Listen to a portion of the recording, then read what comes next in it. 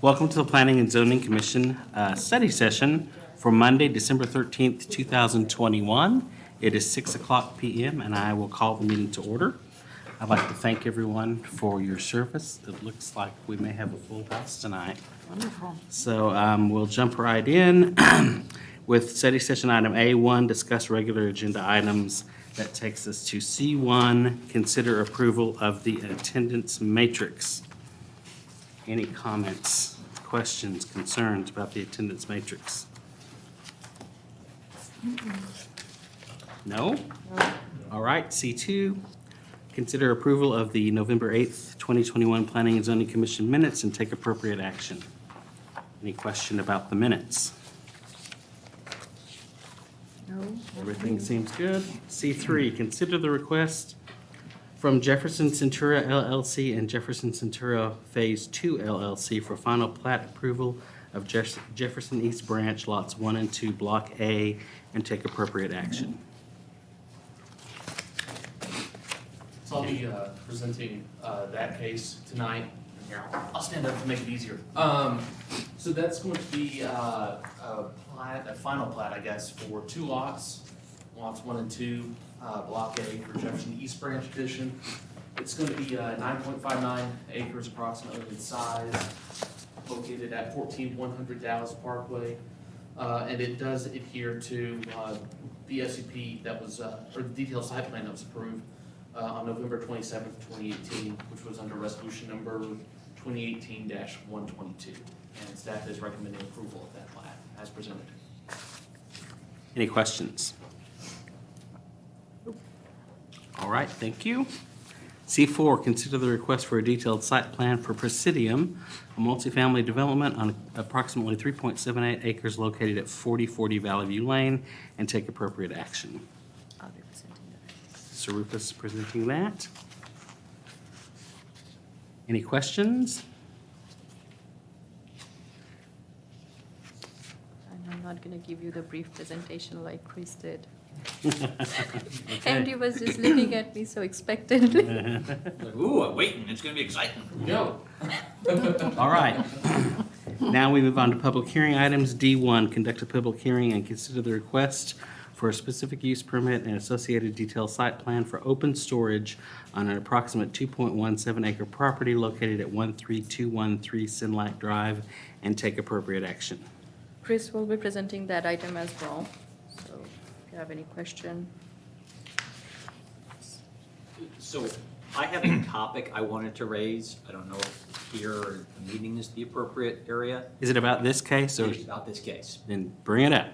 All right. So we're looking to have a open storage and a moving company move in there right across the street from an enterprise truck rental. That's a very small road, so I've already got some big concerns there about traffic, but that's, you all, I'm sure, figured that out. But the larger question I think I'd like to bring up to the Planning and Zoning Department is that while this is good to have a new business come to Farmers Branch, my concern is that catty corner to that is a brand new single-family neighborhood. You know, it's right there by the Mercer Crossing. So there's that BCS stone, and behind it is the Whittington tract down in the southwest corner. And so thinking towards where we want to go with this side of Farmers Branch, how we want to have walkability and connectivity between the station area and this new neighborhood. Right now, it seems, yes, this is a place where this fits. This is a whole bunch of industrial stuff going in that is there. Is this the message we want to be continuing to send to the neighbors of that area?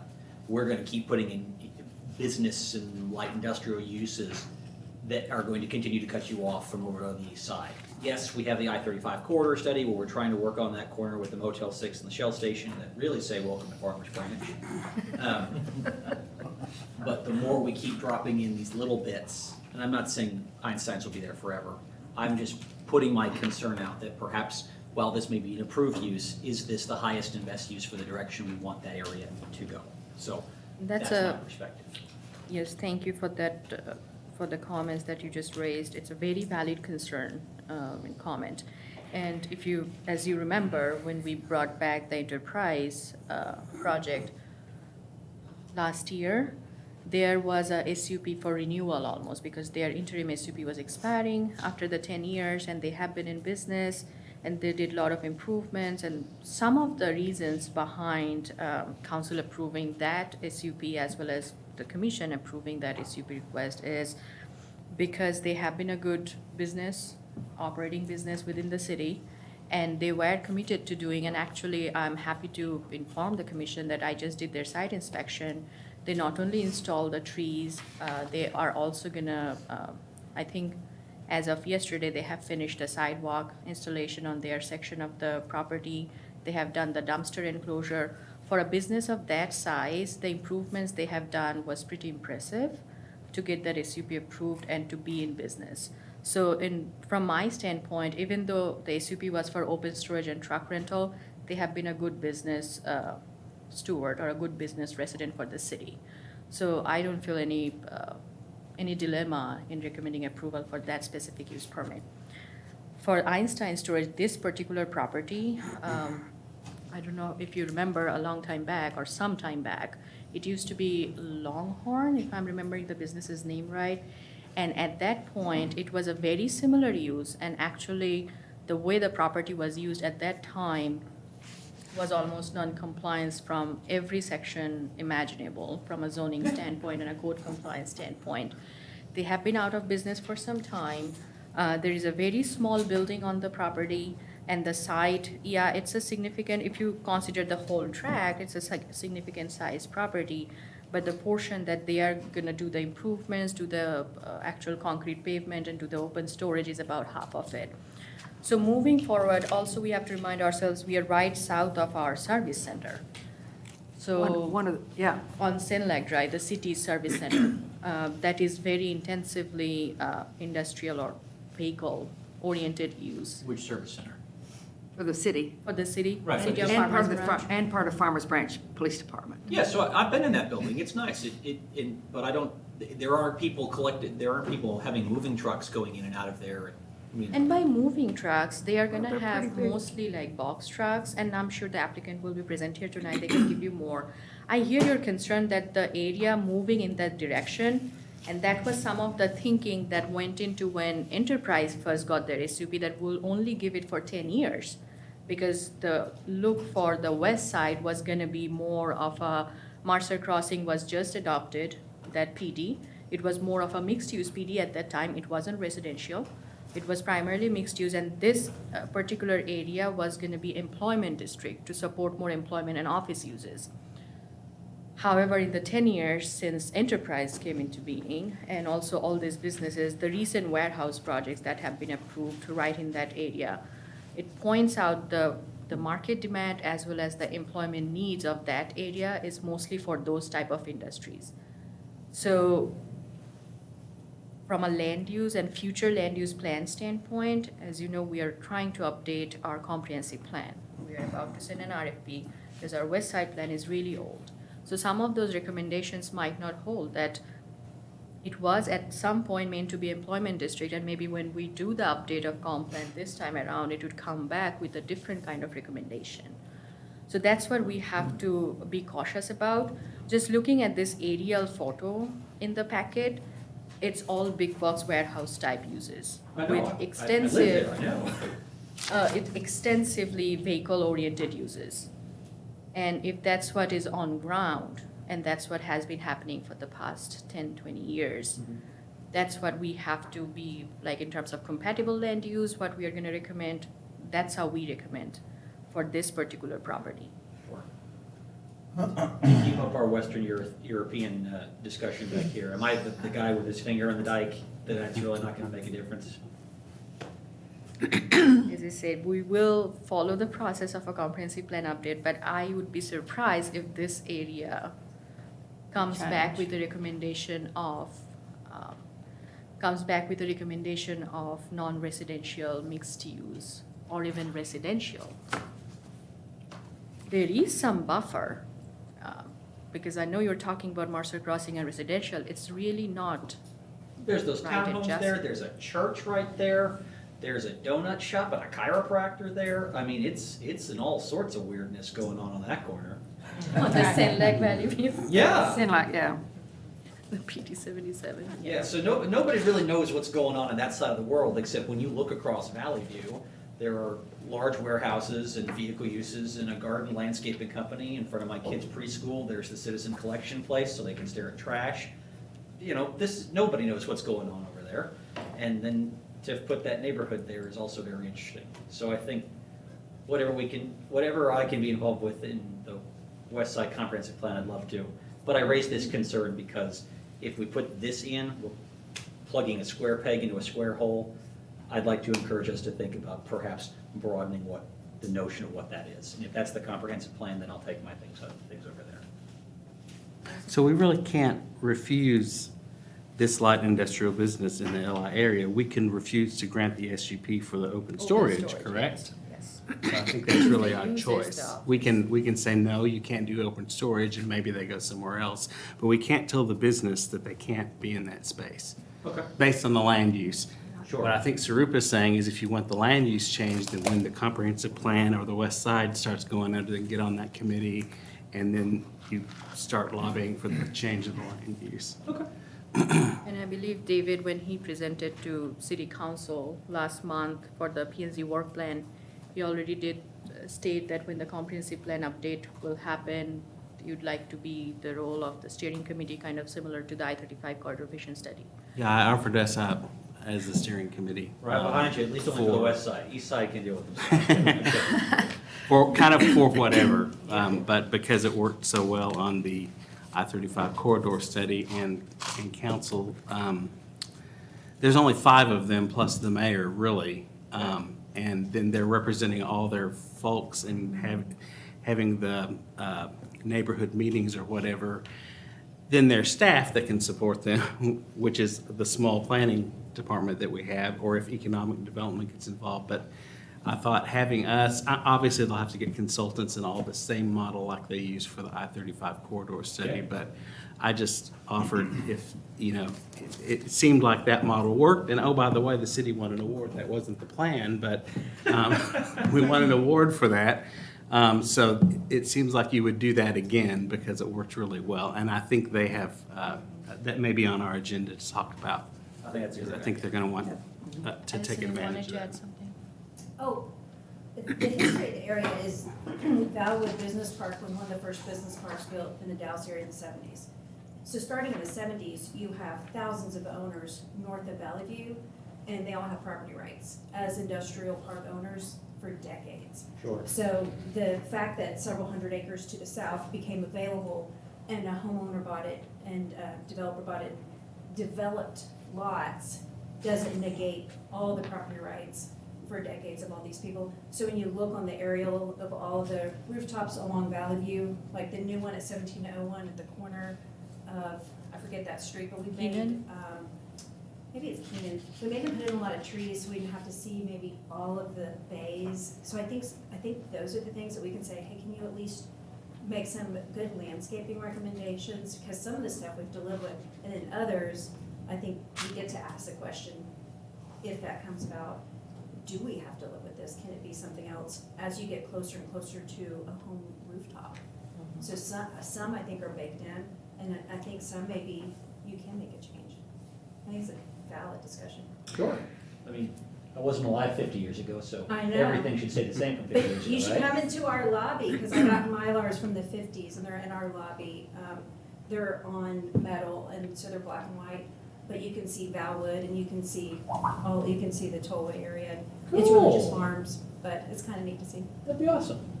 I invite you anytime. Thank you. Maybe between the meeting and the meeting. There you go. So I do have a question. So how rigorous are, and when we do planning recommendations or requirements or whatever, is it a percentage that we're doing, or do we have the ability to change and have more taller, bigger stuff along Sinlac or within any of this stuff, or even along Valley View? I don't really know what's up here to the south of the property we're talking about, but I do know that I'm on all the time just because of the police department, the cities and the police, and then they've moved up over here, the other places up off of Hutton. So I don't think there's any greenery on the city police departments, the police department really doesn't use that much except for their big vehicles, but not their other ones, it's just over off of Hutton. But what are our requirements, and can we add those up? So the Increase. zoning for this area is PD 77, and PD 77 actually has some very good screening requirements or stringent screening requirements. And it actually calls for like a 8-foot tall solid masonry screening wall. However, as part of the SUP, you can always ask for additional screening. That's what we did for Enterprise. Even though they, by the letter of law, like if you were to read the PD 77 just the way it's written, it says that whenever it's visible or the side that's visible from Senlac needs to be screened. Whereas we made Enterprise, they agreed to plant additional trees and shrubs and whatnots on the southern property side too. So to answer your question, yes, we can ask for additional screening, but we also have to be reasonable in terms of how much we are asking. Well, you said they did plant the trees already, but I know that, so the city's property here has none. There's no screening there There's really none- right now there's nothing. in front of Yeah. the city property now. The And I know that city's- there's parking lot in the front, and then you have to pull in over on the side, maybe there may be, I think, a couple of trees, but as far as everything else, no, nothing in the front. The city's property, I don't think they came to us for a site plan, or, I mean, they have been there for A long quite time. some time. You mean, do we have rules? Is that what that's about? That they're breaking. Does the city have to put its own rules? That's an old service center, right? That's an The old new- service The area. new service center we did. It's different. It is treed, Yeah, yeah, yeah. asked for It is the- absolutely But treed, yeah. This was before us. Yeah. Trying to remember, when we approved Enterprise, did we ask for any building up, touch-ups, Upgrade? paint, and, No. and I know we did the landscaping, okay. Yeah, Linda asked to cut her tree so they can see. I did. I've thought of that several times, yeah. But you couldn't see the sign, so why wouldn't they do that? I Right. mean, maybe nobody suggested it to them. Anyway, yeah, Like looking online, they don't need signs anymore.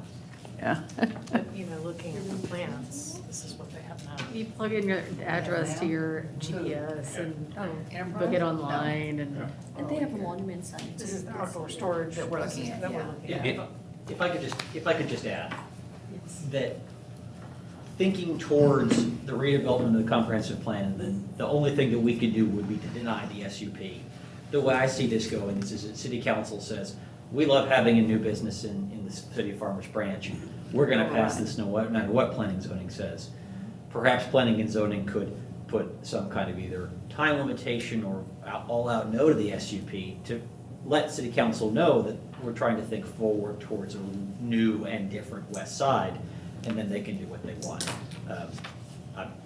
I'm previewing the way I would go on this, but if there's enough momentum here to at least suggest to the council that perhaps we're interested in seeing a revitalized west side that isn't box trucks and chiropractors and donut shops, or at least has some kind of comprehension to it, that would be nice. So, that would be my one thought. Typically, what I will say from my experience here is our role, we're never the instigators. And Nancy Hardy used to call it part of the process. We're part of the process. And so this has come to staff, it's gone through staff. All we can do is put a break. We can say, no, we don't like this outside outdoor storage. That's what's before us. If I was the applicant and the Planning and Zoning Commission said no, then I would say, well, then why did you approve it? I'd go to council and I'd say, y'all approve the one across the street, but you're not approving the one here. Well, I did, I was an Probably, alternate, so- if I was on council, I'd probably say, you know what, you're right, Right, approved. yeah. Well, that's why the council's gonna do that. So all I'm saying is we're kind of at the tail end. Unless we're on a committee, a steering committee, where we're at the front end, where we're creating the plan, then we get to be more creative based on what consultants bring before us as to a recommendation of what's supposed to happen. So that's just what my experience has been on here. It is gonna be better than what's there. Well, and you look at, I mean, it's hard to imagine a use where you're not gonna need a outdoor storage when you look at the size of the building on the lot. And, I mean, it's hard, unless you scrape it and build something new. It's hard to imagine a use for this plot that won't in some way need some sort of outdoor storage. Because it's such a small building with such a big lot, right? Right. And I'm sure you already know this, for outdoor storage, though it's a little bit unique here in the city of Farmers Branch because we define overnight storage of vehicles as outdoor storage. So typically when we think in planning world outdoor storage, we start thinking about junk, like just stuff, building materials and whatnots outside being stored overnight. Whereas in this case, it's simply just storing your fleet of vehicles. If it were Amazon warehouse and they had their fleet of vehicles, some of them just being stored outside, that would still be considered outside storage. So it's not necessarily like unsightly, the things that we try to protect the land use from, which is what are the negative aspects of the land use, how it's going to impact your neighbor, which is it unsightly, is it going to create a nuisance? Whereas moving trucks, where their plan of operations explains the traffic aspect of it, is in the morning, their employees are going to visit that office building, take the box trucks and leave. And then at some point depending on their shifts, they're going to return those vehicles. That's their operations. On site, at any given point in the day, they will have 4 or 5 employees in the office building itself. So from an operation standpoint, it's a clean operation. From a storage standpoint, it's a clean storage of their moving trucks. They're making the improvements, which is their paving, it's right now unimproved. Longhorn used it as unimproved surface and they stored their trucks and construction equipment there. So they're improving the surface. Our public works had looked at their plans from drainage standpoint as well as pavement and structural aspects of it. They're making improvements in the front portion of the asphalt parking lot as well so that there's no ponding or any damage. They're repairing those. Also, right now there is a chain link fence and gate. They're planning to install a solid wall in the front portion on both sides as well as solid wood gate. So it won't be visible from Senlac. So if you're thinking about, okay, if I'm the neighboring business, what am I gonna see? How it's gonna impact me? So that's what we are seeing for this Senlac property. That's why we are recommending that it fits the neighboring properties and it does not create a negative impact. Sure, square peg, square hole, absolutely. Okay, any more conversation on this one? All right, D2. Consider a request for detailed site plan to allow for parking reduction as it relates to the development standards for Plan Development District Number 32 on an approximate 4.787 acre property located at 12200 North Simmons Freeway and take appropriate action. Thank you, Chairman Moore. I would like to give a little bit of background on this item. It's a very unusual item that you are looking at. It hasn't been brought before you, I don't believe, ever on PD 32. So this is one of the oldest PDs or plan developments in the city. It was adopted sometime in the 1980s and hasn't been amended since. This property was also developed during 1980s. So the property has been developed with 3 buildings, 3 office, multi-tenant office buildings. It also contains the CRO headquarters, the catering business that caters to many of the main known kitchen brands or restaurant brands. How this came into us or came into being in front of the commission is the property owner is trying to replat it into 2 lots. And as a part of the normal planning process or review process, staff takes a look at it as an administrative site plan to make sure that the replat and creation of the 2 lots doesn't make one of the lots or either of the lots non-conforming with any of the zoning standards. What we found out was one of the lots was going to be non-conforming given the PD 32 has a more stringent parking requirement than what we have in our base zoning.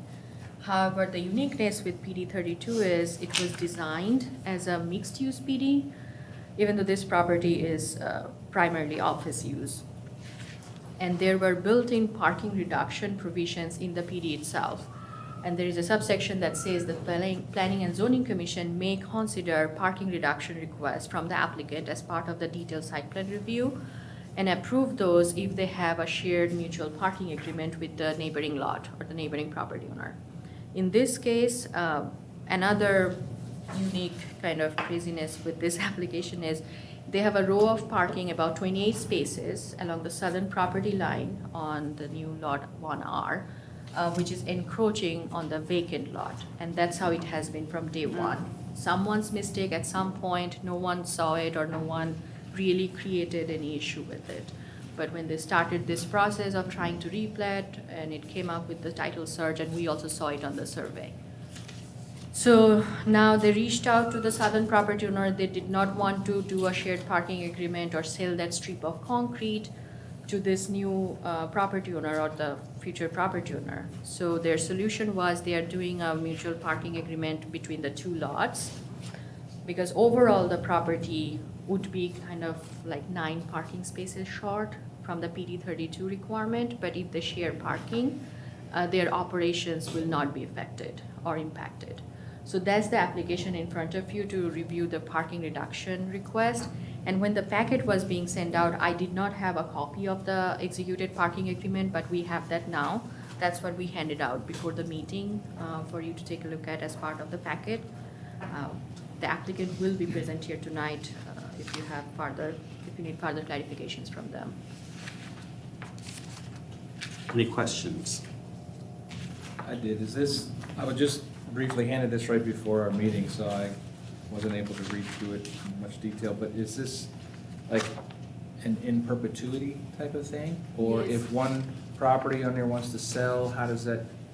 I Affect any actually, of this? when they were drafting this, we have sent it to our city attorney's office. I'm not legal expert by no means. So I have sent it to Kevin Laughlin. He had reviewed the agreement and he makes sure that those agreements are done for in perpetuity. That way. Yeah, I read through quickly. I didn't see any wording. No, this is in perpetuity or until such time. I didn't notice that, but again, I haven't. And again, as I said, I'm no expert, but if our city attorney advises us that he had sent his comments and I'm gonna send him back the final executed one as well. He looked at it before it got executed. Maybe I missed it somewhere. I don't know. But okay. When you said executed, I was thinking, It got executed without his comments. no, he went to the hangman and he pulled the switch. So I'll make more of a sure guillotine. that, Yeah, paper cut, right? Kevin, I know those were some of the specific items that Kevin looks at, that it's gonna be in perpetuity and, if the property is sold, which is their plan, to sell one of the lots, that is not gonna become null and void. So the property owner to the south isn't willing to sell or do an agreement. Does that mean they weren't aware that the 28 spaces were put on their property? I don't know. I Seems mean, weird. and I also reached out to Kevin on that same matter, that how do we allow the replat with this encroachment on the property, and he said that's a civil matter, so. And they will face that problem when they try to sell that property too, which is pretty interesting. It's really out of our hand. All right, any other questions, comments? All right, that gets us through the regular agenda items. Item A2, discuss future planning and zoning commission retreat for spring 2022. Thank you, Chairman Moore. So we have, for tonight, my goal is to have some of these dates ironed out with the commission. And I have selected 5 possible candidates in February. February 3rd, 8th, 17th, 22nd, or 24th. All of those are either a Tuesday or a Thursday. The Thursdays are on the non-packet weeks, because usually it gets very tough for us if it's a packet week. We're usually trying to finalize packet. Now, 24th, I know I have spoke with Mike Brennan, who is the director of the nonprofit group that runs near Southside, and he indicated a preference for 24th. However, I can also give him the other options. I hadn't selected all the 5 days. I was just generally talking to him about possible days of the week, and he indicated that Thursday would work, as long as it's also not a packet week for them, interestingly.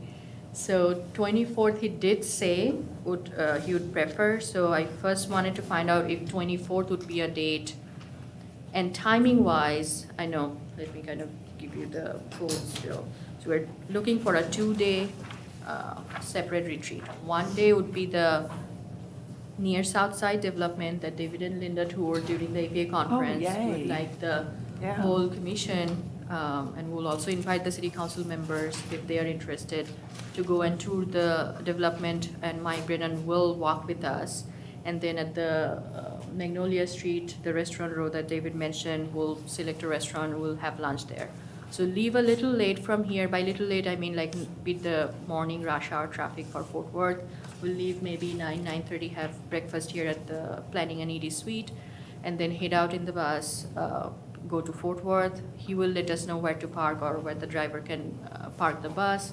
We'll walk around, see what we would like to see, or he will show us, or give us the tour, and then have a little bit of late lunch, maybe 1:30 or 2, to give the justice of the whole, seeing the whole development.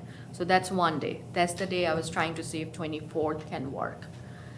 The second day is what we are planning to do is look at a successful TOD development, given that what we are planning to do at our station area, the phase 2. So I know Richardson City Line, the commission at one point had looked at that in 2018. However, we have a lot of new commissioners on board, and some of you probably were not on that tour. So I talked to David and thought that maybe it's another good time to look at 2 Richardson TOD projects, the City Line and Gallatin Park. And if you all think that that would be a good idea, then we can arrange the second day for another half a day tour. What's the date on the second day? The next, Any of the other 4 you can Okay. pick. got it. So first, let's call if the 24th works for everyone's, then I'll put that down for the near south side. I do now have a tentative conflict on that day. If my trial goes, I'll be in trial that week. The whole week? It starts on a Tuesday, so we could be 2 days, or could be the whole week. Okay. Let's do this then. And of course, that's if it goes, but I can't tell you that till Thursday. Knows, yeah. The 4th is fine with me. Okay.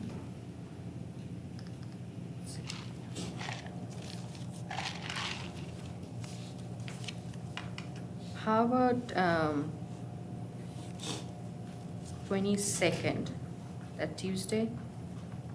We don't have any council or P and Z, that's how those dates were also selected. We don't have any meetings, but the whole week is gone for you. Yeah, that'd be So- the day trial would start on the 22nd, so. Okay, so how about 17th? If that's the day it works for everybody else, I don't wanna screw it up. Let's see, otherwise we'll go back to the following week.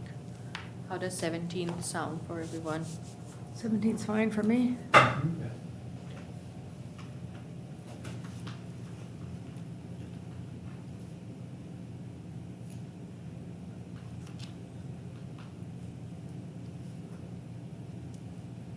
Okay.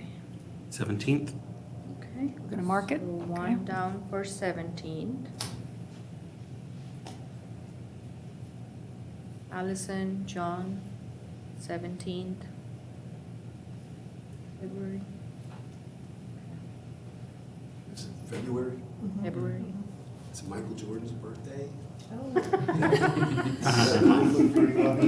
We can celebrate together. Do you have that on your calendar? Is that how you know?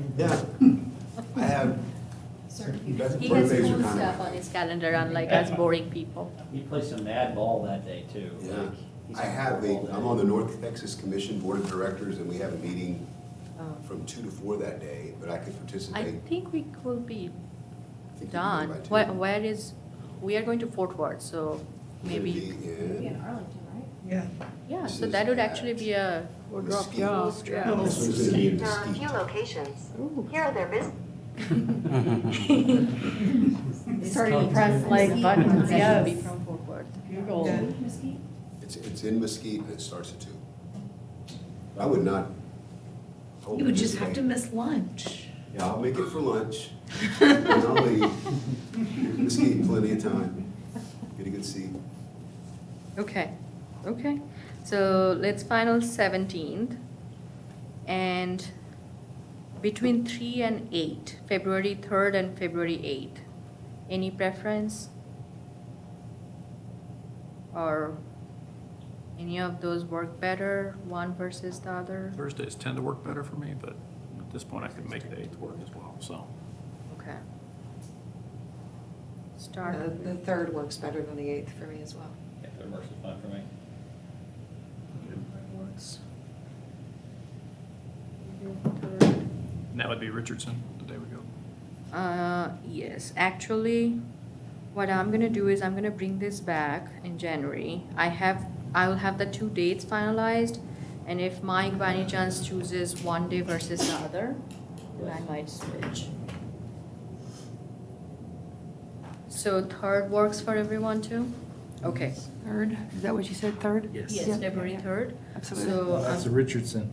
so that's what I was gonna say, that I'm gonna come back with this item next month, in January, in the beginning of 2022.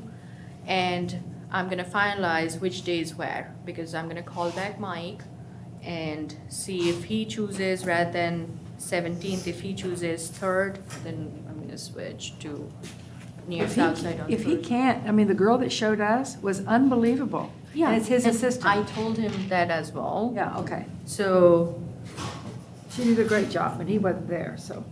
yeah, he wasn't, I think he had a meeting or he wasn't feeling well, I don't know. So Richardson is city line and Gallatin Gallatin, Park. so I think all we saw before was city line.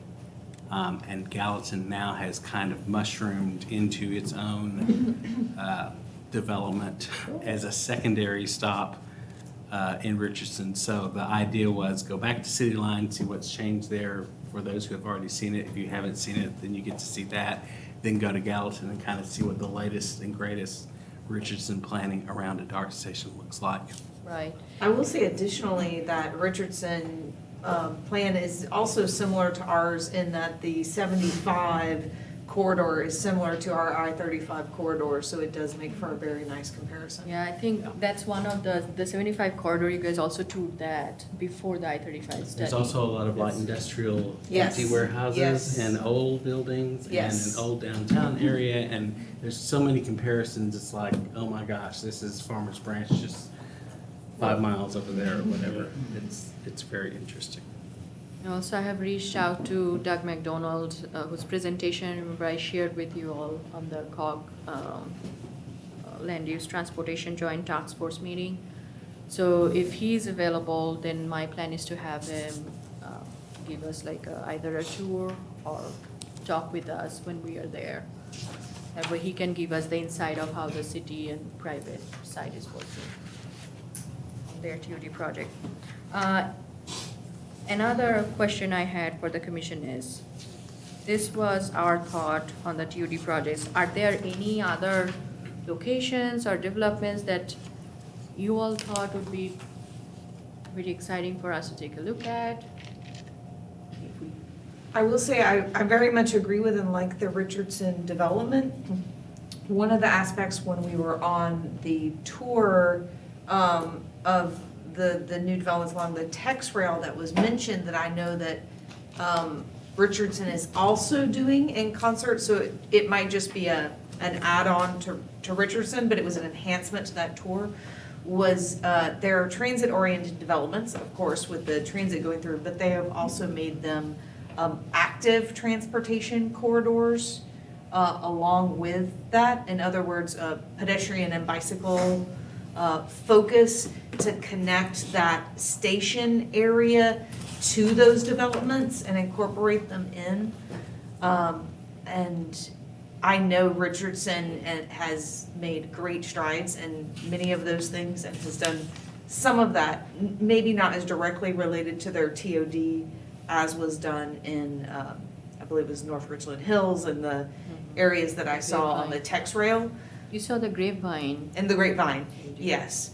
But it was actually the development along, in the middle, on the way in North Richland Hills, where they had explicitly required active transportation as part of the TOD development, so that it further stitched together that station spot with the adjacent mixed-use development and neighborhoods through active transportation means. So I do know that the woman who does the bicycle work in Richardson is phenomenal. I'll have to look up her name, I can't remember it off the top of my head, but, Maybe we'll rope in Michael Spicer. Yeah. Yeah. Have but a I great think idea. that would be an enhancement to that project and is very relevant to what we're doing here, especially with our green space corridors. I think also road diet, anywhere there's a road diet that's on the way or whatever, that we can observe, the more of those, especially if we end up being a steering committee for a project like that, it would be nice to have already seen a few of those. Okay, okay.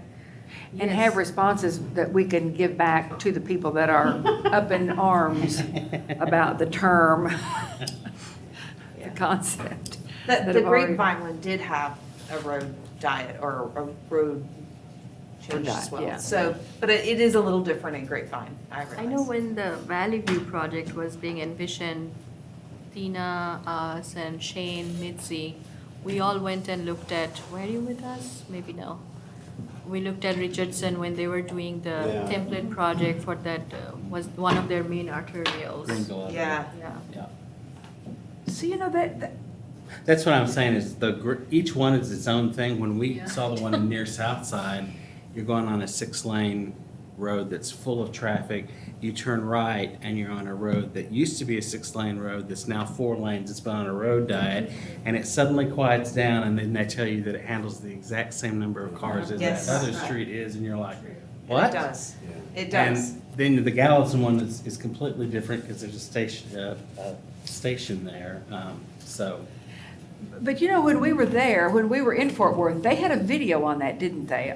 There was a presentation that, I don't know if you and I saw it or if it was in the main one, the openings, Oh, yeah. somewhere there was a video and they did a whole presentation on that. That might be good for all of us to see again, and if you haven't seen it, I mean, I don't know if we can get those things or remember what We they are. tried, I mean, that was gonna be on this agenda if we could download them, but it has been a hard time. Like those of us who had full registration, like had the full conference registration, we were given access to the videos and the presentation for 6 months, but every time you have to get like a unique access to log in and view the presentation. So there Goodness is, gracious. yeah, it wasn't very easy for us to just like download them or had them ready for everyone to take a So look at. if we could find out, even by logging in, finding out who did the presentation, maybe go to them and say, may You we, mean at the morning plenary? the tough guy or whatever. The guy who was talking He's about on the YouTube. benefits of Yeah, walking? He's got, Yeah, that same speech yeah. is on YouTube, Yeah, it's just he's, under a different name. His session is probably not that particular presentation, but Very there close. might be other but there videos were for things, him. and they discussed that, and so I bet that if we go directly to the presenter, we might be able to get those and not have to hassle with logging in and whatever. So, anyway, just an idea. You have what you need on Yes, YouTube? I All right. believe so. Thank you so much, and I'll bring back a follow-up item on this. A3, receive a report regarding zoning and development cases acted upon by city council. I really don't have much detail on this. It's, I know it has been a while since we did this update, but I wanted to wait to get a full list of cases acted upon, but it shows the cases that Planning and Zoning Commission have looked at, give recommendations on how the council decided on them. And the good thing that we always see is that almost 99% of the cases, they follow the commission's recommendation. And that's what you will see on this spreadsheet as well. So the Brookhaven Early College Center, there were a lot of items that got approved on November 16th. And this report starts from, like it's the latest to, it's going back. and forth. August. I think that date is wrong.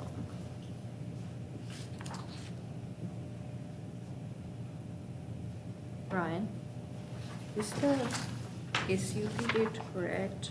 The enterprise, the council approval, I think that month, maybe it's a typo. The 13210 Senlac, is that June? It's June 15th, 2021 is when that was, the ordinance was signed. So would that be part of this report though? It is, it's on page, No, what I'm saying is, it's the next page. That might have been error on my part. yeah, I think y'all saw that. because that was an older one. Yeah.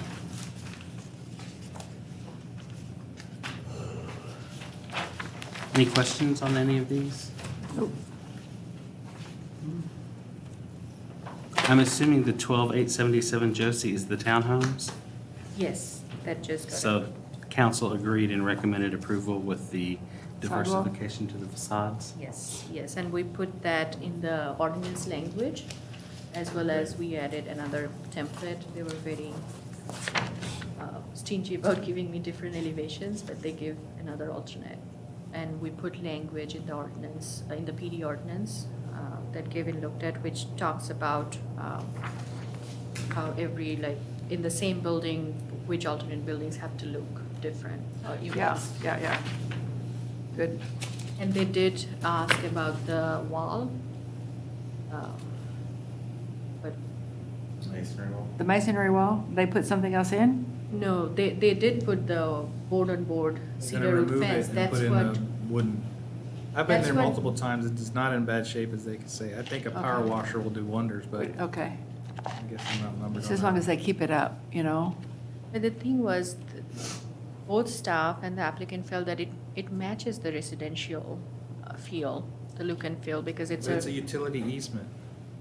yeah, Utility but it's trust. backing up to single-family homes. You mean the board on board? Yeah. Yeah, That was the reasoning behind. yeah. Okay, and we had a question. You don't have to answer us now. Okay. But the building that is next to Walmart, Yes. it's actually 3 buildings, and it's now starting to go up. And our question is the size of the sign letters for the dental thing. Looks like it's It's extremely half the large. size of the building, And which font The size. wall seems. sign Uh-huh. on the, And font type. And the font type, yeah. That's just irritating. Perla did. Perla Yeah, Dental. Perla yeah. Dental. It's pretty big. It's 2 different font styles. Anyway, so you can Okay, pass I'll that check on to the with- code Noticed. folks or whoever You must the be driving people slow are to who notice approved that. that. It's hard to miss it. Yeah. I haven't, oh, I haven't looked, yeah. It's ginormous. okay, I'll look for it. Okay. And then finally, A4, discuss agenda items for future planning and zoning commission consideration. Sarupa has 2 administerial items Yeah, to would I- discuss, so let's jump on those. Yeah, real quick, I have 2 housekeeping items, more or less. Our plan is moving forward for next year to not provide that Zoom link for the meetings anymore, because we have been meeting in person, and the applicants, we always request them to attend in person, because it's a good practice. It puts the face to the name, and it's easier to communicate. Technology, you never know when they can attend, and if it's not, you can't hear them or see them. So we're planning to, from January, the next meeting in January, to not provide the Zoom meeting link. I wanted the commission to know, and if you all had any concern or questions, please let us know. And just a clarifying question, our residents would still potentially be able to view, Yes, just not participate unless they are physically present. unless they're physically present. Yes, yes. It's always on the FB Live Sure, TV sure. streaming. It's yes. on live? I was always thinking it was film. Huh? It's on live as we? No, my okay. students watch live. Okay. Sometimes they text me. They're not live, it's better than football. But it's also recorded, so you can watch But it's it recorded It's later, also yeah. recorded. We win as often as the Cowboys do, so. More. Yes, we I think we win more. More.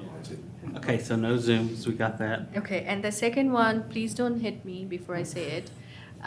We are hoping to not print the P&Z packets, the copies, and in our tiny effort to save trees, please try to bring your iPads, if you don't mind. I know there will be a transition time. If those of you who feel very familiar with the hard copy packet, let us know.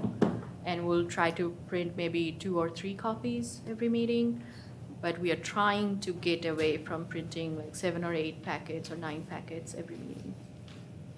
I handed back in my city-issued iPad. Will you reissue iPads, or? Yes, absolutely.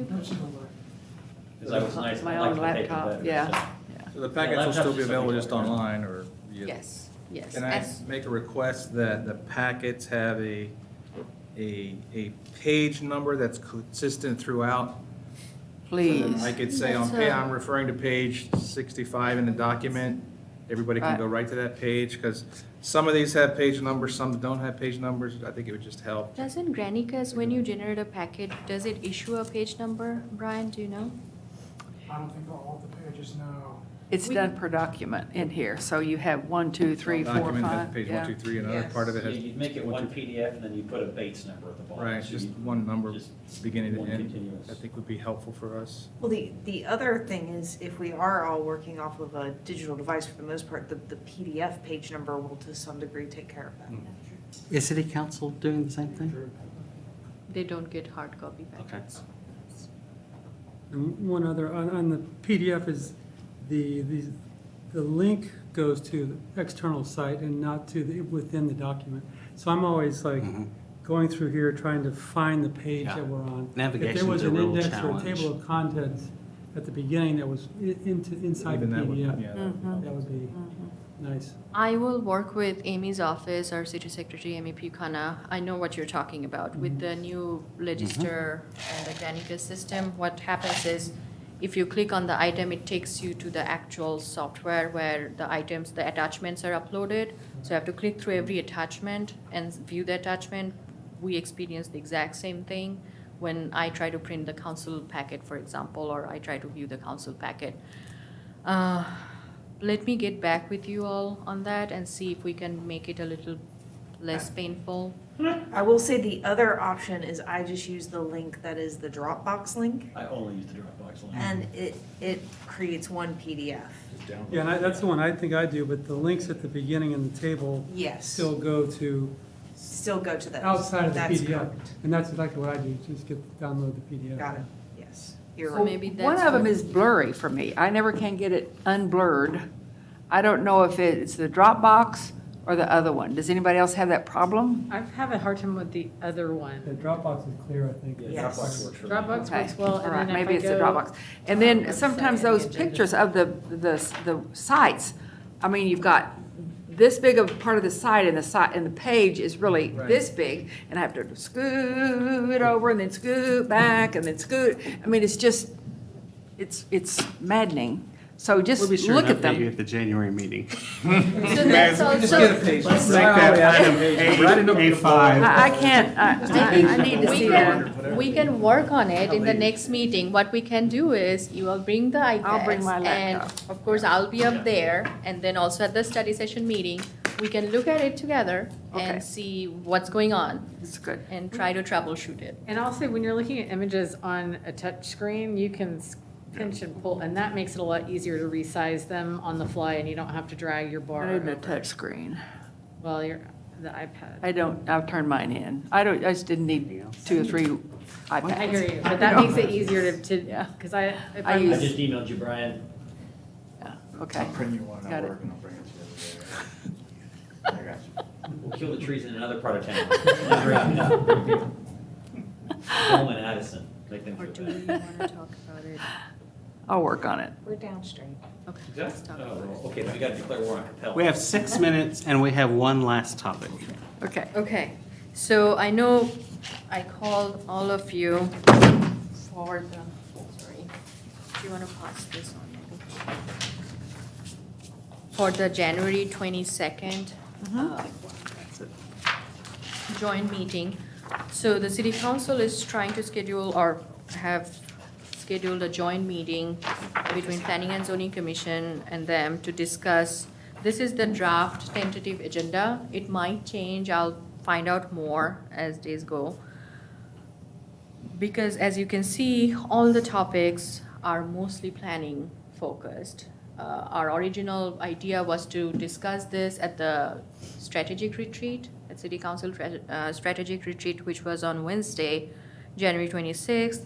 But given the list of topics became much larger, they wanted to split it up and pull the planning focused item at a separate joint meeting with the commission on Saturday, January 22nd, and keep the rest of the items for the strategic retreat on Wednesday. With that being said, I just wanted the commission to give them a heads up. I'm working on the speaker. The one I first started talking to has fell off because of the Saturday and also the topics being much larger than what he was planning to handle. But I'm hoping to get someone, again, I'm not gonna give you the name yet, but these are the items that are gonna be discussed. New urbanism, walkability, complete streets, or road diet concept in the morning. This is strictly a presentation by An someone expert or- Okay. in the field. And then there will be discussion, question and answers. And then the next part, which is from 10:45, the accessory dwelling unit and attainable housing, that's gonna be a staff presentation. Comprehensive plan RFP, the 30-minute. I do not know how much information we will have by that date, given it's a very short window, whether we'll even have all the responses received by that time. John, correct me if I'm wrong, I'd say it's a placeholder as of now. We'll probably have a very brief update on the topic because they want to find out, city council, but we might not have too much on that last item. That's all I know so far. I'm sorry, did you say there's a question and answer period within this For agenda? the first presentation, I know it's not fully fleshed out, Okay. but that is my expectation from the speaker, that it's not gonna be a one-way presentation. They're gonna talk about this, because each of these concepts are so broad, they can each be like a day-long workshop. Or an entire class. Yes. Yeah. So I think the idea is that we're all in the same room and we're all getting the same information, because right now, when you say attainable housing, and you go around the room, you're gonna get 25 different, is that affordable housing? Is that Section 8? What is attainable housing? I get you. And same thing with accessory I was dwelling just doing the units. math, 2 hours, So, 15 yeah, minutes. yeah. There's 2-hour there's more- presentation, 15 minutes by the mayor, you're done, there's no time for questions, so that's what I'm asking. Yeah.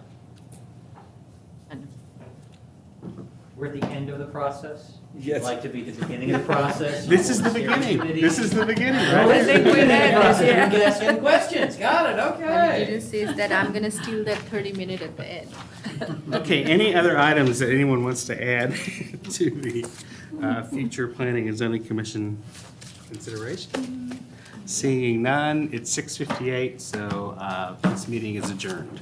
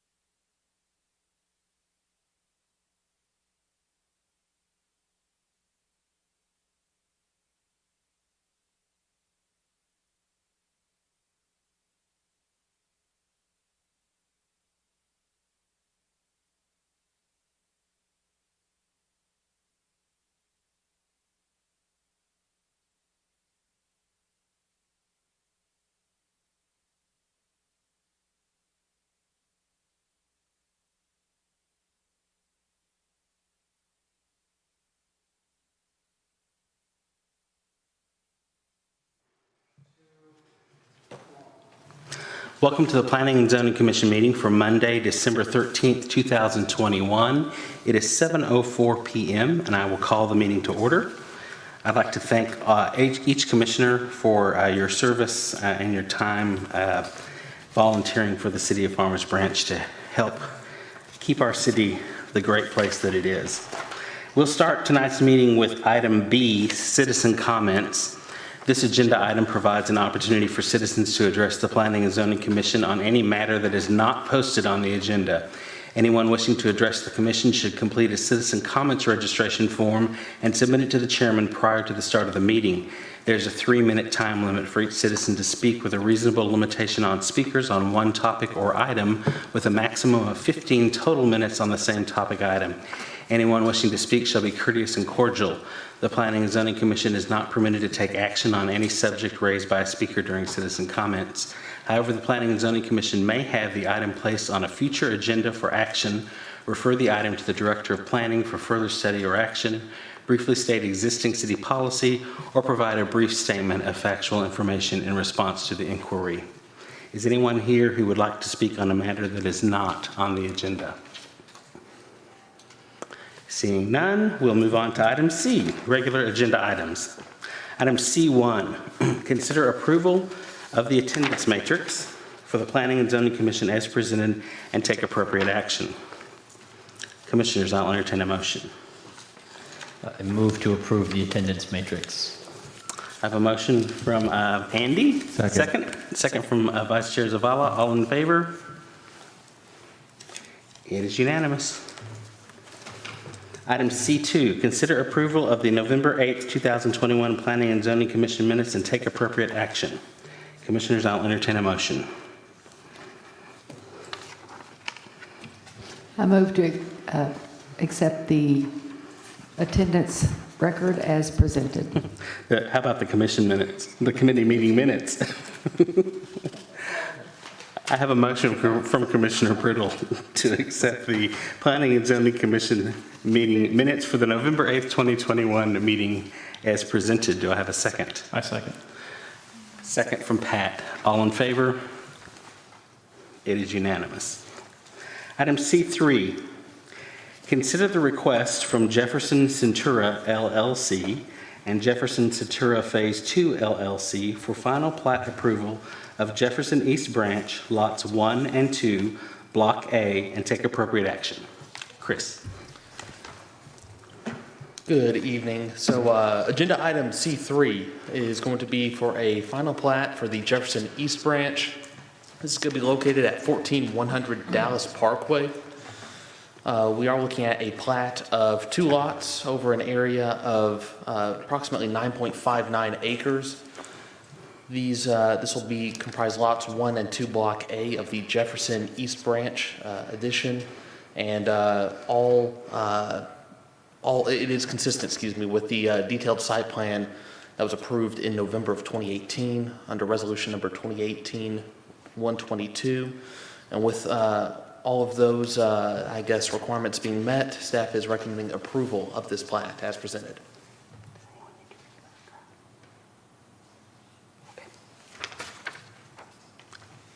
Thank you. Commissioners, any questions? Seeing none, staff recommends approval of the final plat of Jefferson East Branch, lots 1 and 2, Block A. I'll entertain a motion. I move to approve the final plat of Jefferson East Branch, lots 1 and 2, Block A. I have a motion from Bonnie. Second. Second. Second from Amber. All in favor? It is unanimous. Item C4, consider the request for a detailed site plan for Presidium and multifamily development on approximately 3.78 acres located at 4040 Valley View Lane and take appropriate action. Thank you, Chairman Moore, Sri-Lanka Planning Department. So the application in front of you tonight is for a detailed site plan for the area shaded in green on Valley View and St. Lawrence Circle. It's address 4040 Valley View Lane. It is the phase 1 of Presidium multifamily development. If you'd recall, the city recently approved last year a zoning amendment for the property. It's PD 71 zoned, and the zoning amendment that was done last year was for this bigger, about 8-acre tract of land that included phase 1 and phase 2, which is going to be roughly in this area, and the Sawgrass restaurant is going to remain unchanged at the corner. So tonight, the detailed site plan is only for phase 1 multifamily. Currently, there is a garden-style 94-unit multifamily apartment complex here. The proposal is to demo that existing multifamily and build a new urban-style 50-unit per acre density, total 344-unit multifamily project with structured parking, or it's going to be a wrap product where the parking garage is going to be in the center with the apartment units wrapped around it. This is the copy of the detailed site plan for phase 1, or this multifamily project.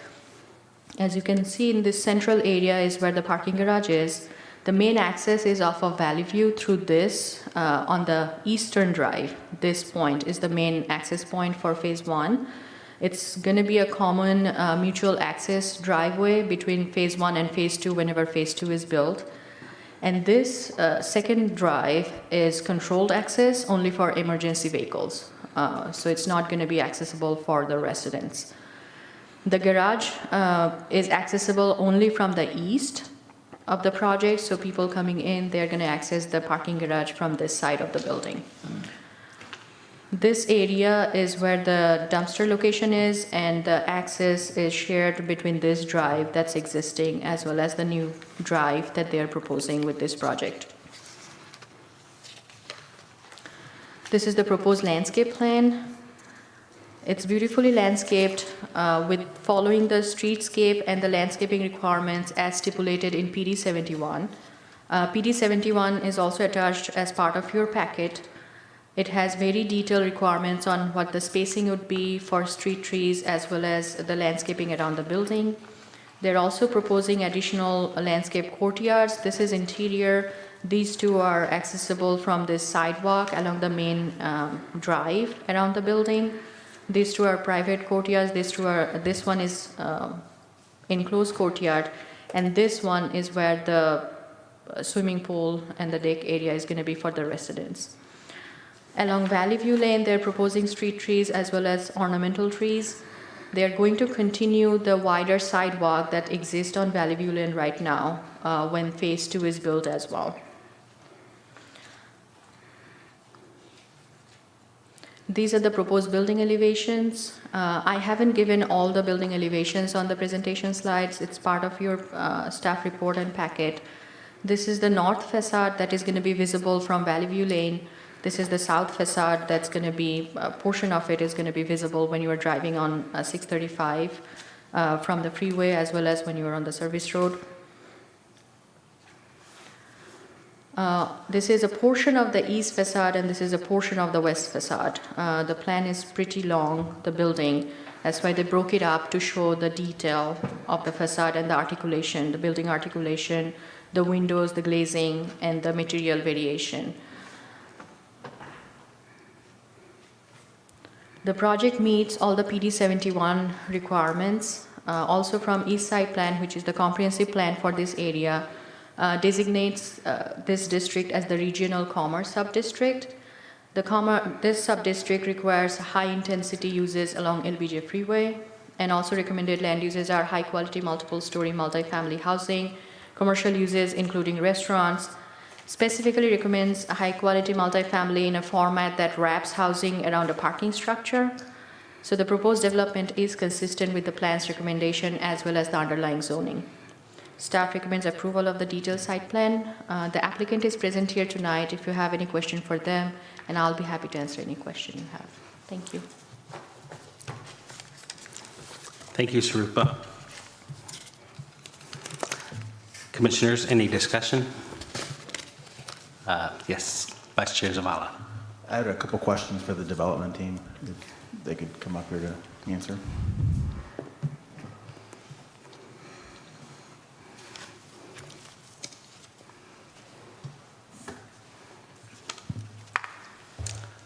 Jonathan Kirby, 13455 Noel Road, 2 Galleria Tower. Thank you. So my question was more about your timeline in terms of when you look to break ground. Have you gotten all your drawings approved by the city, and what's your tentative schedule look like? Sure. So we've submitted the full engineering package to the city. I think we submitted it at the beginning of last week. Hope to break ground by March 1st, 2022, and hope to have lease up begin the last quarter of 2024. Okay. And I think last time that your team was up here, one of the questions I had was how the notification process was being handled for the current residents. So with construction looming, my question is, have all the residents been notified that they will no longer have a home, and how that process is being handled? I don't know the answer to that. And bring up Nancy, who works with Presidium.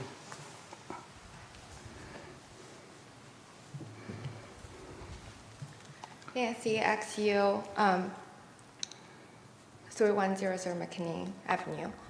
So the management team has been notified to residents, and that process has been started. So no new leases have been taken on? No. And all current residents have been notified? Yes, all current resident has been notified. Okay, thank you. You're welcome. How much time do they have?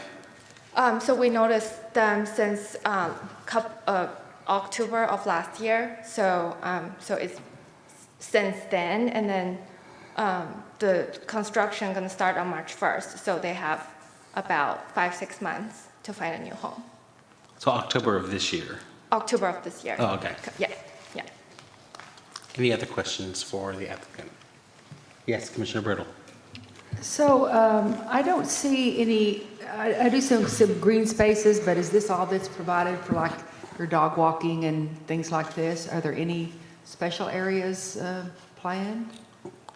Yeah, so what you see on the landscape plan, that's what's proposed with the development. So there's no specific dog park or anything, if that's what you're asking, but there's obviously sidewalks wrapping the development. So are there little doggy bag stations put around and things like that? There will be, yeah. That's not shown on this plan, but there will be on the final plans.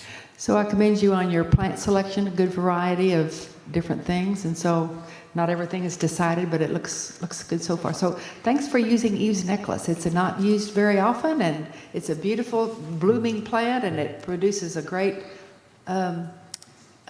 after the bloom. So thank you. Appreciate it. Thank you. We'll send that back to the team. Yeah. Appreciate that. Any other questions? All right, seeing none, thank you. Commissioners, I'll entertain a motion.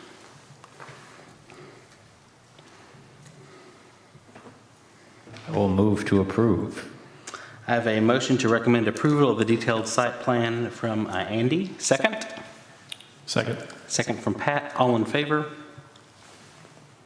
It is unanimous. This goes to council We are attempting to put it on January 4th. January 4th. Now we move to Section D, public hearing. Item D1, conduct a public hearing and consider the request for a specific use permit and associated detailed site plan for open storage on an approximate 2.17 acre property located at 13213 Sinlac Drive, and take appropriate action. Chris. And this time we are going to put it in presentation mode, so that way it's not just a whole bunch of slides. Okay. So for agenda item D1, we are looking at a specific use permit for open storage along with a detailed site plan. The overall site here is 2.17 acres in size. It is in PD 77 zoning, and currently the property is not occupied but could be occupied soon depending on the approval of P&Z and City Council. There is one existing 3,683 square foot office building. There's also some surface parking in front, along with some unimproved storage area in the rear, and a chain link fence with chain link gate in the front. So the overall site plan shows the full subject tract. However, the area that's in this purple shade will really be where that open storage is going to be. everything that's up towards the north, the northern half of this subject property will not be under the SUP for open storage. That, if that is to be expanded into in the future, that would require an amendment to the SUP. The overall landscape plan does show the existing trees as well as trees to be added to this site. And I've gone ahead and zoomed into really the area that we're focusing on for the SUP, which will be approximately 1.09 acres in size. There are going to be 4 chinkapin oaks added along Sinlac Drive, as well as 2 thornless honey locusts. In addition to that, the applicant has stated that they will be replacing any of the declining screening shrubs located along Sinlac Drive, and also all existing trees will continue to remain on site. In addition to the vegetation that they're going to be putting in place, they are also going to be removing a portion of the existing chain link fence and gate just to the north of the building and also to the south of the building. And that will be replaced with an 8-foot masonry screening wall along with wooden gates. Also, this unimproved area, and I do have a photo of how it looks in its current condition, this is all going to be concrete paved and striped, and they are going to make some repairs to the existing asphalt and add striping to that as well to indicate where parking will be. This is what they're proposing for their screening elevation. Up top is the actual kind of schematic for the wall. The bottom left is going to be what that will look like, or an example of what that screening wall will look like. And on the right, it will be, it's an example of what the wooden gate will look like once it's installed. For the site photos, top left, this is the existing site overall. You see up close on the top right, the existing office building. The bottom left shows the existing vegetative screening, and it really does do a pretty decent job of limiting visibility within and into the site. And coming from the north to the south, you really will be hard pressed to see much, especially once they add that masonry screening and wooden gate to the area. On the bottom right, you also see the unimproved surface, which currently consists largely of gravel, dirt, and overgrowth. All of this will be concrete paved and striped, so they will be making improvements back there as well. And then as far as the overall land use goes, currently it is part of the West Side Plan Employment District, and office and employment uses are recommended. The surrounding land uses are largely industrial in scope. PD 77 does allow for industrial and warehouse uses, and then therefore the proposed use is consistent with the other surrounding land uses and also does provide employment opportunities. We did send out 11 notification letters. As of now, we haven't heard any responses, but our overall recommendation is for approval of the SUP and the detailed site plan. And if you do have any additional questions for staff, I'm more than happy to answer those. Thank you. Andy. I have a real quick question about where are we doing, so if you go to this picture. This one here? Yeah. Yes, sir. So where are only the purple part is where we're authorizing an SUP? So, yes, sir. The area up to the north, while it is still part of the property, that will not be, that they're actually going to have, the way the parking is going to be set up, it is going to be separate from where they're going to occupy the space. It's not to say it's impossible for them to expand into that area, but they will be unable to do so without amending the SUP. And is there going to be a physical barrier separating the purple from the white? As of now, that has not shown up in their proposal, but the applicant representatives are here and they will be able to better answer that question. All right, thank you. Commissioner Jones, if I may add, they are proposing to add a concrete curb around that new concrete pavement. So yes, it's not necessarily a physical barrier, but it's going to be perceived as a separation. And they have been told, they have been informed, the applicant, that if they do intend to expand into the northern portion, they will have to come and amend the SUP with us. Any other questions for staff? All right, thank you. Any questions for the applicant? All right, if the applicant can come forward, state your name and address for the record.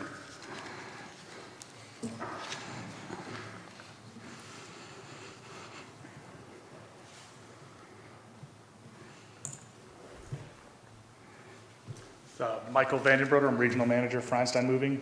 Address? 2105 Yucatan Plaza. Thank you. Commissioner Brittle? So can we go back to the picture that has the, can we go back to the picture that has the shrub in the front? Are you looking for the actual site photo? Yes. Yeah. No, yeah. Okay, so if you're going to put another group, so you have the bottom two photos, the one on the left is existing right now, correct? And then the one on the right, you're going to replace over there to the tree. I don't know what the tree is, but make sure that this is a red-tipped photinia. I don't know that that's still on our acceptable plant list. Do you know? I don't think so, but would you make sure you check the current, what is recommended, and make sure that you're using something, because we've spent a huge amount of time on selecting stuff that does grow. Those actually look pretty healthy. But just make sure that's on the south side of your property. Just make sure you check all of that. And is that tree remaining? I believe so, Yeah, yes. okay, good. All right. Just check it, please. Commissioner Jones? Good evening, gentlemen. Thank you for being here. I have several questions for you, so I beg your indulgence. It begins with, we saw the purple and the white. Why are you not seeking an SUP for the entirety of the site? So we actually don't need a ton of space for our fleet. We actually have a limited fleet in regards to the space that would require. We have 8 trucks currently, looking to expand to between 10 and 15. So the footprint required for that is not substantial. Okay. What are you going to be doing inside to police the fact that it's nothing but a concrete curb, which large trucks could roll over and use that site, even though you don't have permission to from the city? Yeah, so we have dedicated parking spaces is how we would typically use them at most of our locations. So the trucks will have a designated area that they park in. And then surrounding that area, we do have the car parking. So that would block the access for anybody to move into that empty area, if that makes sense. Well, so you'd park cars to keep from going onto the white side, the purple side So the versus car, the white side? Yeah, the car parking would be along that edge. Okay. If you see in the photos, I don't know if we can go to it, there's car parking along that line, and then there's car parking along the back edge as well. I see, okay. And so presumably all those could be empty and your truck could roll over it and you could use that space if you wanted to, though? Correct. Without obtaining an SUP from the city? Which we would, but yes. Okay. All right. How many employees are going to be at that building? So in the building, we only have 4 managers that operate there. The rest of the team is out in the field with the trucks. How many times would the trucks come and go on average in a day? Once leaving and once coming back. So typically we start our day, we would open the gates at 7:30 in the morning. The trucks would be out by 8 a.m. And then whenever they finish their job, depending on the size of it, they return. It's typically between the hours of 2 and 6 p.m. How big are your trucks? They're 26 foot. Okay. And so it would be 10 to 15, 26-foot trucks on this lot? Correct. If we get to our maximum size, correct. It's 8 currently. Okay. And then they'd be going out around 8 in the morning and they all be coming back between 2 and 6 p.m.? Correct. So they go out when the kids come to school and they come back when the kids are coming home from school? Well, it'd be spread out. It'd be 1 truck at a time. They don't all come in. They don't all come back in at the same time. Okay. How do you handle maintenance and refueling and things like that? So they refuel off at gas stations and stuff like that. We don't do any fueling on site. Okay. What about maintenance? Maintenance is typically done at one of the mobile sites. Rush is typically our go-to. That's who we buy our trucks from. Okay. So they're a go-to for us. Okay. And then, all right, I think that's all of my questions for now, but if the commissioners come up with more things, I may come back. Thank you. Sure. Thanks. Commissioners, any more questions for the applicant? Seeing none? Yes, Amber. I know you mentioned 26-foot trucks and your supplier. I'm curious about particular safety features on the trucks.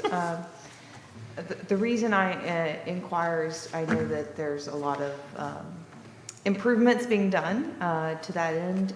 It sounds like the fleet that you have, these employees, I take it would be consistent employees, but understanding our current labor market and perhaps the need for newer employees, just curious about, even when the trucks are parked, safety features on those trucks.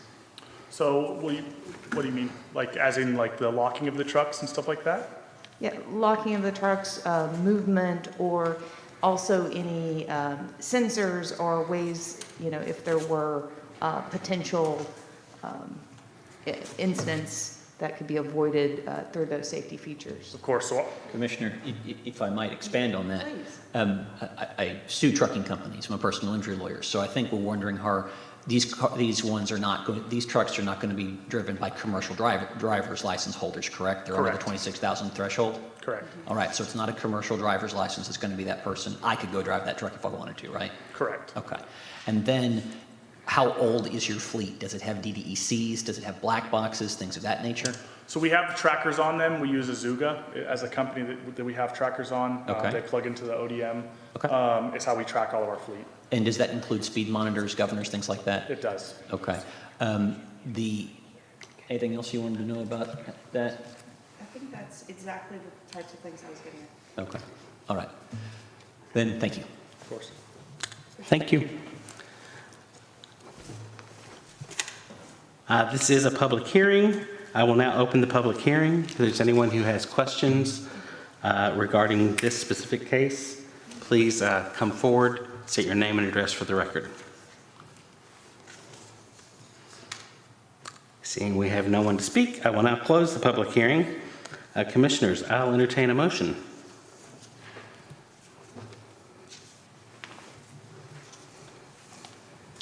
I move we approve the special use permit for the 2.17 acre site at 13213 Satellite Drive.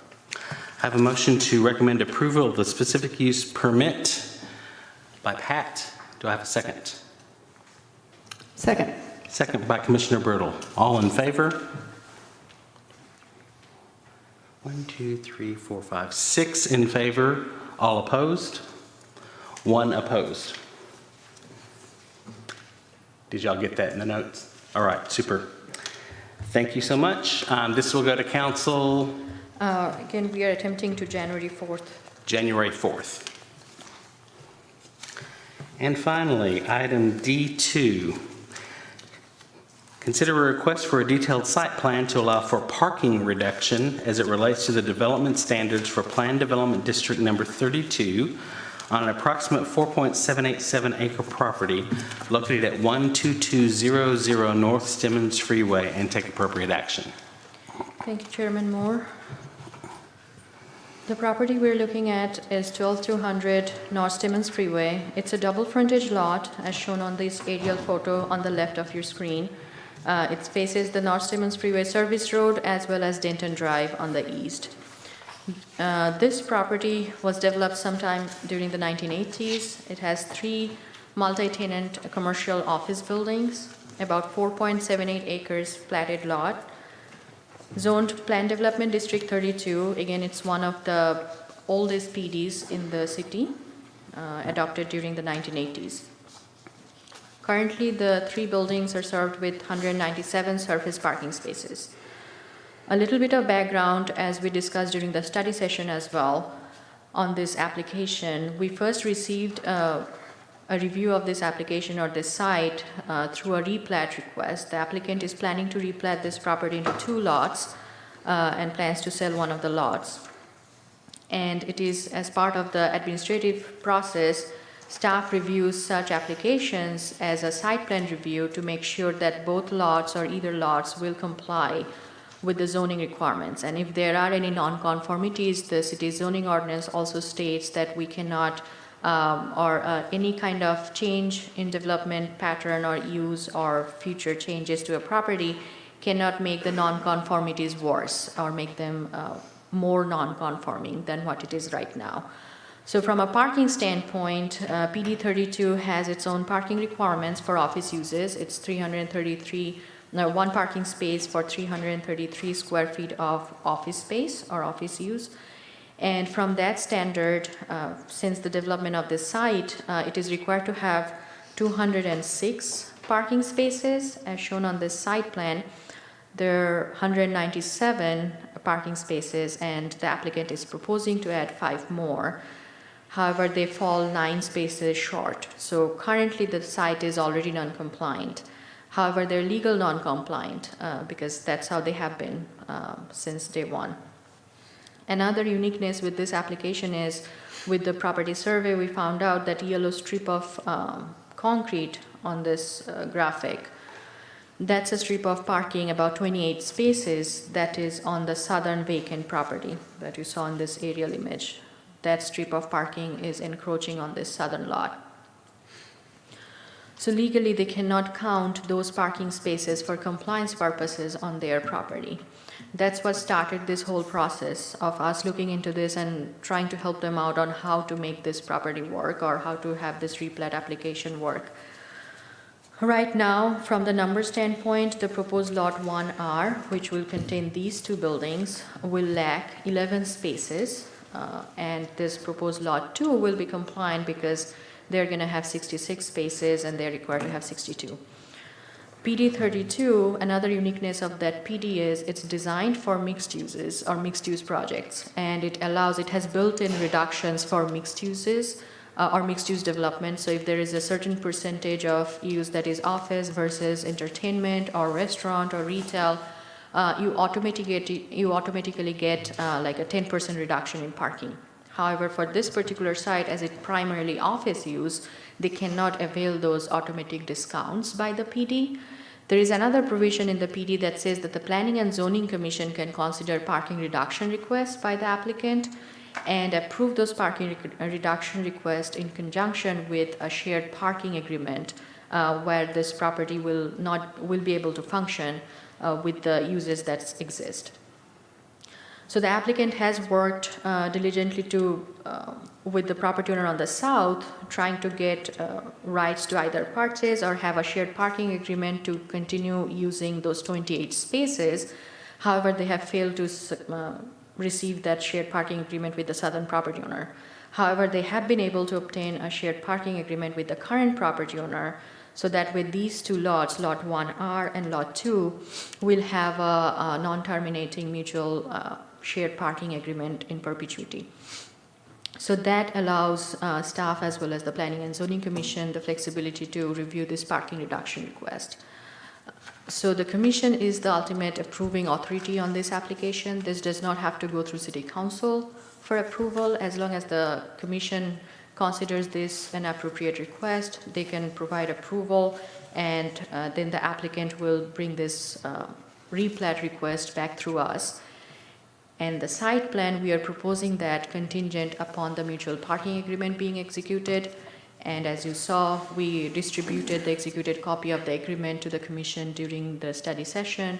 They have been able to obtain that. Commissioner Bartle, you have a question? No, just thinking. Okay. From a land use standpoint, nothing is changing. It's still going to remain office use. It's just a property transaction and a replat request that triggered this review. So with that being said, that concludes my presentation. The applicant is present here tonight if you have any question for them. Thank you. Any questions for staff? Yes, Commissioner Brittle. Well, you may know this, so is there enough parking for all three? They had enough before this came up, right? Well, they kind of had it if we did not consider the encroachment. If they were always using the 28 parking spaces that's shown in that shaded yellow area, if you count those, then they had more than enough. Okay. However, without those, no. But they now are sharing. Not those 28. Not those they 28. will be sharing between so these two. Will there be a problem then without those? As far as the operations of this property, what we have been informed by the applicant, no, because the uses are not changing. It's still an office use. Another reason from staff review and analysis standpoint, the city's base zoning ordinance or our current zoning ordinance, we went through the parking update last year, and right now office requires, it's 1 space per 400 square feet, so that's less restrictive than this PD. So if we were to apply the CZO parking requirement, they would be in compliance. Well, let's say there's no written stuff on anything. Is there enough parking? I mean, are they have enough? If no matter who can park where, there's enough. Yes. And yes, when we visited the site, and it has control access points also. They have multiple driveways, and most of the times, what we experienced was that the site had sufficient parking, so it wasn't overparked. And we hadn't, in their 20-plus years of existence within the city, we haven't received any complaints. For example, this encroachment issue, no one even noticed, I guess, before they came to us. Good, thank you. Any more questions for staff? All right, thank you, Sarupa. Any questions for the applicant? Yes, if the applicant can come forward, state their name and address for the record.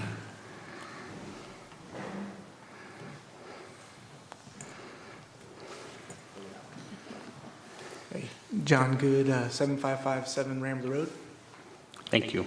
Commissioner Byrne. Sure. The 28 spaces that are encroaching. So is the southern property owner aware until staff found that, aware of this? I believe the owner's been made an effort. I'm Pete Van Amberg. I'm the current owner of the, I guess we're dubbing it Lot 2. We're applying for the replat. We made several efforts to get in touch with the owner of it's an unimproved greenfield, brownfield site to the south, but for those, now we've discovered 28 spaces. We never were able to speak to him directly, but through his broker, he currently has that site for sale. And his response to our proposed shared use access agreement was, if you'd like access to the site, you can purchase the entire site, which we didn't feel like it was entirely necessary, so that's what we took. That was my next question. If it, no agreement or just no agreement on terms? Yeah, we couldn't agree to that. Okay. So are you not parking on the spaces now? We are not currently. And I think I'll go ahead and answer probably a follow-on question is, those 28 spaces are currently, you can freely access them. It's our intent to install barricades along those ways to prevent any cars parking in the space. So it would really just create a natural break point from our property line to that. You anticipated the next question. Great. Thanks. Any other questions for the applicant? Thank you so much. This is a public hearing. If anyone would like to speak on this case, please come to the podium, state your name and address for the record. Seeing none, we'll close the public hearing. Commissioners, I will entertain a motion. Sorry, before we do that, I do have one administrative question. Sharupa, the actions recommended was to approve the detailed site plan with the condition of the completed agreement. We were handed this agreement at SETI session, so do we need to reword that motion or give us some guidance there? As I understand, the agreement is already executed, so you can make a motion to approve just to approve the detailed site plan, period. Yes. Okay, thank you. Commissioner Brittle. Yeah, so I move that we approve the detailed site plan for Lot 1R and Lot 2. Thank you. I have a recommendation to approve the detailed site plan from Commissioner Brittle. Second? I'll second. Second from Commissioner Petraza. All in favor? It is unanimous. And this does not have to go to council, so away you go. And it will come back to you, to the commission for the replat application. Super. Thank you so much. With that, I will adjourn this meeting at 7:42 p.m.